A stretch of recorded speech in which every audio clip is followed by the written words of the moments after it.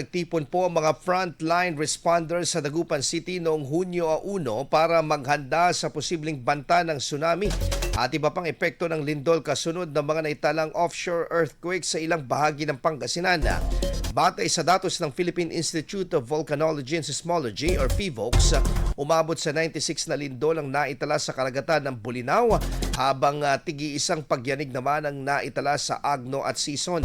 Pinakamalakas naman sa mga ito ang magnitude 4.4 na lindol. Dahil dito, inilatag ng mga otoridad ang mga hakbang sa paghahanda sakaling magkaroon ng tsunami, kabilang ang pagpapatibay sa operasyon ng mga Community Tsunami Alerting Stations or CTAS sa lungsod.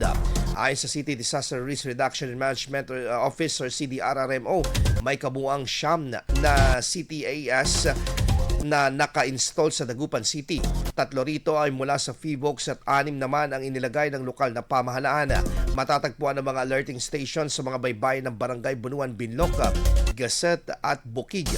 Mayroon din sa mga island barangay ng Salapingaw, Lomboy at Pugaro, gayon din sa Lucaw at Malingas area. Ang mga naturang CTAS ay mga solar-powered early warning facilities na nagbibigay ng agarang babala sa mga tao ukol sa posibleng tsunami para magbigay o mabigyan ng sapat na oras ang mga residente na makalikas. IFM News. IFM News. IFM News.